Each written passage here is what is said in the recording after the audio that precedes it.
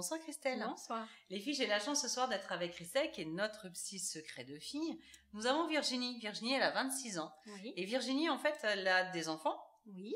Et son mari lui met la pression pour en faire d'autres. Ah. Et elle n'en veut plus. Ah. C'est compliqué dans ces cas-là. C'est ça. Mm. J'aime bien quand tu fais cette tête-là. Alors, comment est-ce qu'on peut aider Virginie, justement, dans cette démarche de refus? Bah écoute, c'est... Parce qu'elle reste reine de son corps. Ben, bien sûr. C'est ça. Bien sûr. Donc, comment on fait alors? Et en même temps, on peut aussi comprendre son mari parce que forcément, plein de petits bouts qui courent dans la maison partout, c'est chouette. Mais bon, en même temps, c'est elle qui les porte et c'est elle qui s'en occupe. Même si lui s'en occupe, c'est elle la maman malgré tout. Et du coup, les enfants sont très demandeurs de maman. Alors là, effectivement, c'est compliqué. Je crois que le mieux dans ces cas-là, c'est vraiment d'être très honnête avec lui. Et il a le droit d'exprimer le fait qu'il en aimerait d'autres. Et pourtant, c'est elle qui choisit. Je veux dire, dans ces cas-là, c'est très important que chacun puisse exprimer son désir et en même temps sentir qu'il est respecté de l'autre. Donc il peut lui dire autant de fois qu'il a envie, qu'il voudrait d'autres enfants. Si elle n'en veut pas, ben elle n'en veut pas. Après, ça se discute.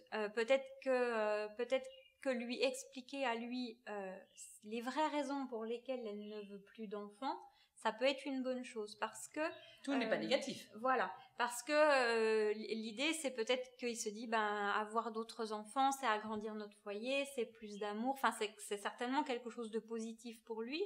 Et du coup, si elle n'ose pas lui dire qu'elle n'en veut plus par peur de le décevoir, ça peut vite être compliqué aussi. Alors moi, je me pose une question. Est-ce qu'un désir d'enfant est une preuve d'amour? Alors peut-être pas dans tous les cas, mais ça peut l'être aussi, oui. D'accord. Non, c'était juste une question comme ça. Bien, et bien Virginie, toujours commencer par le positif, que tu l'aimes fort, que tout va bien, que voilà, mais que tu continues avec les conseils de notre psy. Oui, et je vais ajouter une petite chose. Dis-moi.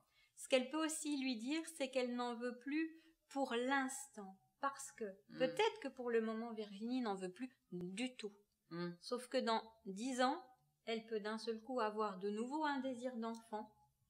Et à ce moment-là, ne pas fermer les portes. Fermer les portes. Éviter les toujours et les jamais, parce que ça nous fige dans quelque chose. Et je crois que c'est très important de pouvoir toujours dire à l'autre, écoute, aujourd'hui c'est comme ça. Aujourd'hui je ne veux plus d'enfants, ce n'est pas possible pour moi, c'est très compliqué, je ne me vois pas avec une nouvelle grossesse, je suis fatiguée parce que les enfants sont encore petits ou parce que, bref, pour plein de raisons, pour aussi préserver leur couple, parce qu'il y a un moment donné où quand les enfants grandissent, on arrive à passer du temps ensemble, du coup ces moments-là aussi sont importants, il faut qu'elle lui dise, voilà, donc éviter de figer les choses et dire pour l'instant, ça permet aussi à l'autre de se dire peut-être qu'un jour il y a une possibilité. C'est ça, toujours laisser la porte ouverte. Voilà. En tout cas, Virginie, on te souhaite une bonne soirée. Christelle, merci beaucoup pour tous ces conseils bien précieux. Les filles, on vous souhaite une bonne soirée et un bon appétit. À bientôt.